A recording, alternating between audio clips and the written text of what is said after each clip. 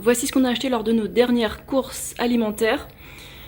Alors on va commencer par ici, les 4 melons jaunes que j'adore. Melon miel, ou alors ils ont encore d'autres noms. Alors quand on transporte des trucs comme ça, je vais passer au côté sac direct. Donc pas de sachet plastique pour transporter des fruits lourds. Ça risque de casser ces trucs-là. Au lieu de ça, en fait, j'ai utilisé mon sac à dos. Donc j'ai mis les 4 melons ici, ça rentrait dedans. Bon, c'était un peu lourd, mais bon, pour marcher 1 kilomètre, ça allait, quoi. Et encore, j'ai monté la colline, c'était pas du plat. Tant qu'on est au sac, c'est très important de garder un sac en tissu, comme ça, un truc bien solide, ou alors un cabas bien solide. Garder ça dans notre petit sac, vous savez, ça prend pas beaucoup de place quand on le plie. Et du coup, ça évite d'acheter, de consommer un sachet plastique à chaque fois qu'on fait ses courses, quoi. Donc gardez ces trucs-là. Et bon, si jamais vous vous retrouvez avec des sacs comme ça sur les bras parce que vous avez oublié de dire non, ou alors parce que vous vivez avec d'autres personnes qui consomment beaucoup de sachets plastiques, bon, on peut les réutiliser, hein. On peut, jusqu'à ce qu'ils soient plus utilisables. Voilà, si déjà ils ont été consommés, autant les rentabiliser, quoi.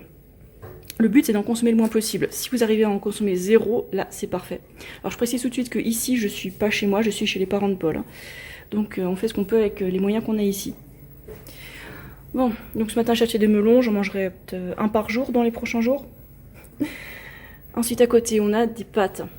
Alors, le souci, ici, en Afrique du Sud, c'est que le vrac, c'est hyper rare d'en trouver. Et près de chez nous, il n'y a rien du tout. Donc, on prend les sacs de pâtes les plus grands qu'on trouve, pas les mini packs, hein.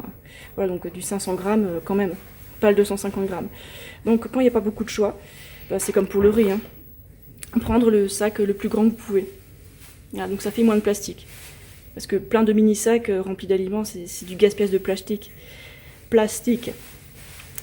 Donc l'idée, c'est de minimiser l'impact, en consommer le moins possible, quoi. Donc on fait ce qu'on peut. Ensuite, pour tout ce qui est fruits, bon, ça, on peut en trouver en vrac, c'est comme plus facile que de trouver des pâtes en vrac. Alors, bon, en ce moment, j'ai pas beaucoup de bananes qui me restent, donc je vous ai montré tout ce qui me reste en frais, là, en ce moment. Donc, pour les peser, on peut utiliser des sacs en papier recyclé, ou alors les mettre dans un contenant comptard, je sais pas si vous comprenez ce que ça veut dire, ou alors les peser et réutiliser des sachets plastiques qu'on a déjà sur les bras.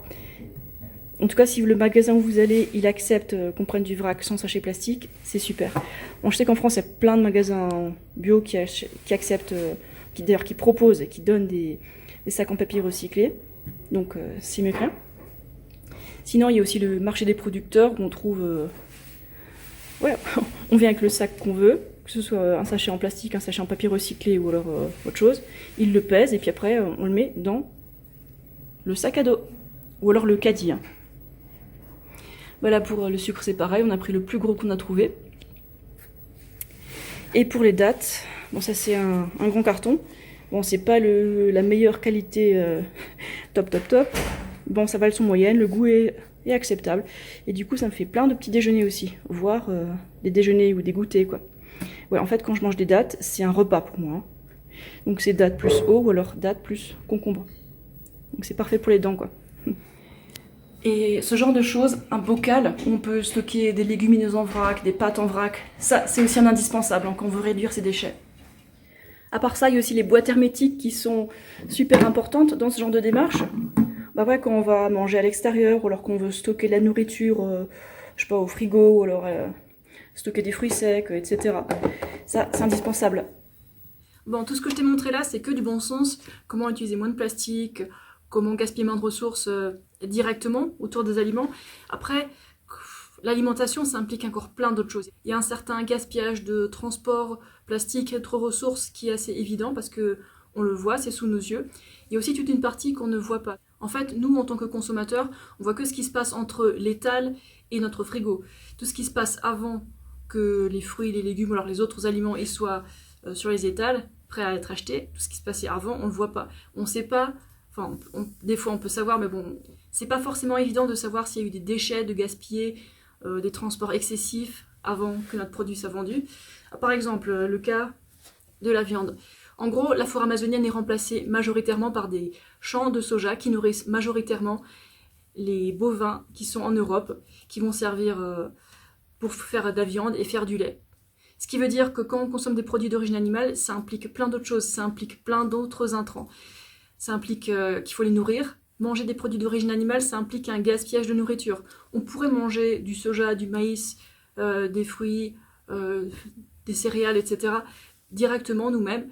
Mais ce qui se passe, c'est qu'il y a beaucoup d'êtres humains qui choisissent de manger des produits d'origine animale qui impliquent de gaspiller beaucoup de ressources pour faire de petites quantités de nourriture, juste par habitude, tradition, plaisir, etc.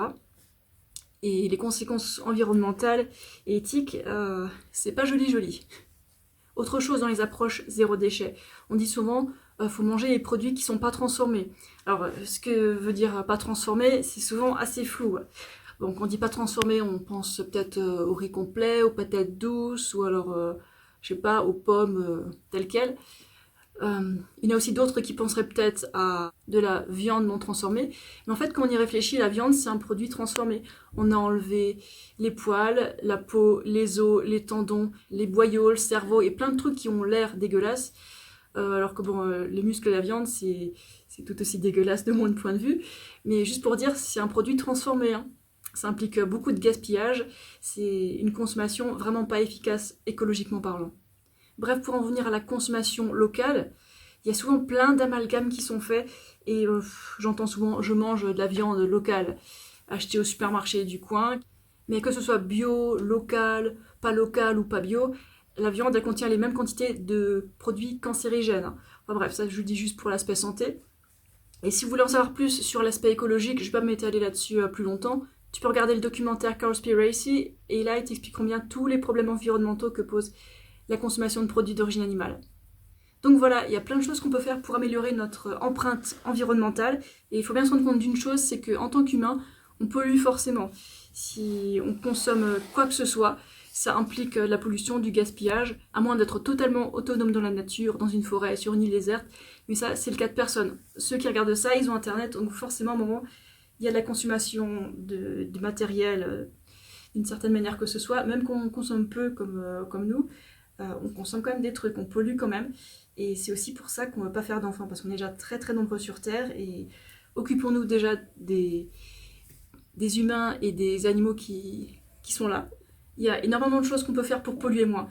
Et comme je le dis dans la vidéo d'avant, moi non plus je suis pas parfaite, je fais de mon mieux, mais il y a encore plein de choses que je peux améliorer et j'y travaille. Je n'arrêterai jamais. Voilà, je pense que tu as plein de pistes de réflexion, peut-être que tu n'es pas d'accord avec moi, c'est pas grave.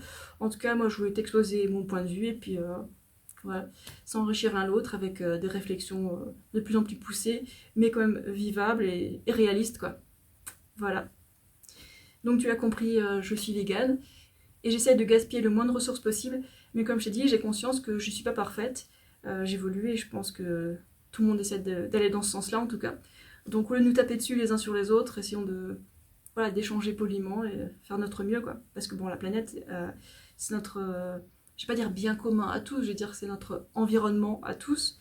Donc on est tous concernés par ce que font les uns et les autres au niveau écologique, quoi. Les uns et les autres humains, pour nous, pour notre espèce et aussi pour les autres espèces, quoi. Moi j'ai envie que tous les humains vivent dans des conditions agréables et je souhaite aussi ça pour les animaux, hein. J'ai de la compassion et de l'empathie pour eux aussi. Il n'y a pas que les chats et les chiens qu'on a dans nos maisons qui méritent d'avoir des bonnes conditions de vie. C'est tous les animaux, les cochons aussi, les vaches aussi. Ils ont aussi envie d'être libres avec leur famille. Ouais. Et ils méritent aussi d'être heureux sur une planète propre.